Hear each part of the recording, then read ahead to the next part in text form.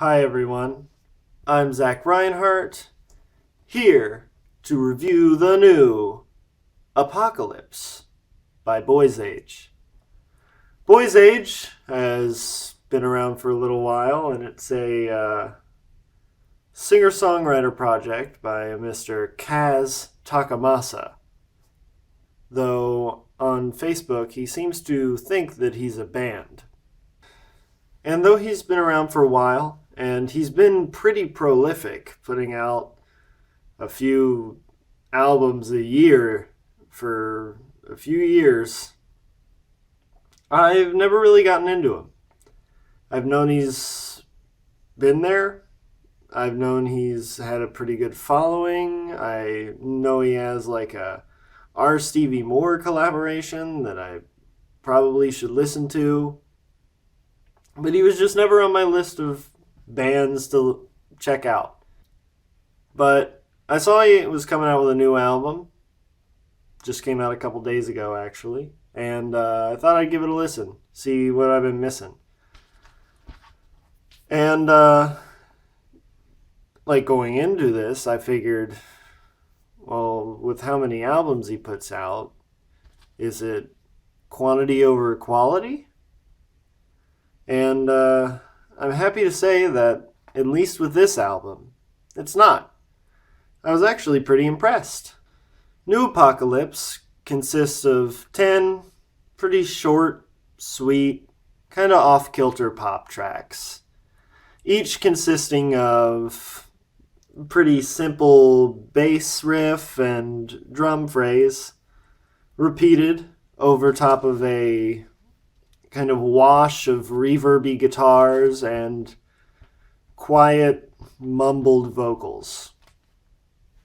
The whole album has a very subdued, kind of intimate, very close sound. Like you're just listening to him play these songs for you with a tiny little band and tiny little instruments that are sitting in the room with you. Every track has a kind of retro feel, and they all take a kind of off-kilter stroll down a well-beaten path, just always standing slightly to the right to throw you off. And it's pretty interesting to listen to. There's some like very islandy, slidey guitars on some of the tracks. Some of them are just very typical indie pop. I even sense like some vocal jazz influences in a lot of the vocal melodies. And it all comes together very well. The songs are almost all under 3.5 minutes, but I find I'm never really left wanting for more. I always feel at the end of the song that song had served its purpose and we were ready to move on to the next one. And when I got to the end, I felt I was just ready to restart the album, which is not something I feel very often, especially in pop music.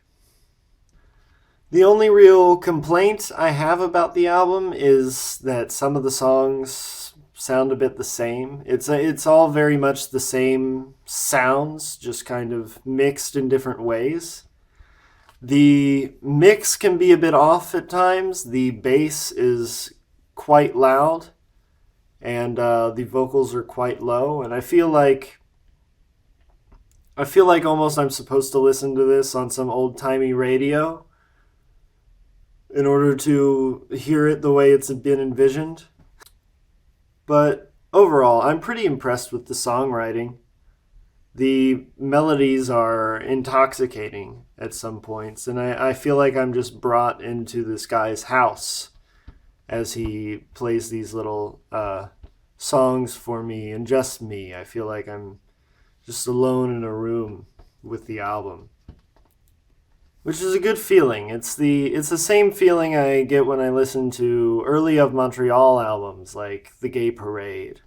Especially on the closer here, New Century. The bass and drums give almost like a circus tent kind of vibe, and then you get these kind of jazzy vocal melodies that wander throughout the track. It's really it's probably my favorite track on there. It's a lot of fun to listen to. And yeah, there's a Sonny Smith feature on this thing from Sonny and the Sunsets, which is probably the most notable feature. There's a couple other features, like the Neon Cities, a Tokyo band, and Rina Endo, who's been on Boys Age Music in the past, from what I can tell. She has a very soft kind of whispered singing. And I'm feeling pretty good on this album overall. Not much to complain about. 8.5 out of 10. It's pretty good. Check it out if you're looking for some kind of Ariel Pinky, maybe early of Montreal-ish, off-the-wall pop music. It's pretty good. He's got quite the back catalog to listen to as well, so check that out. And yeah, that's me. New Apocolypse. I like it.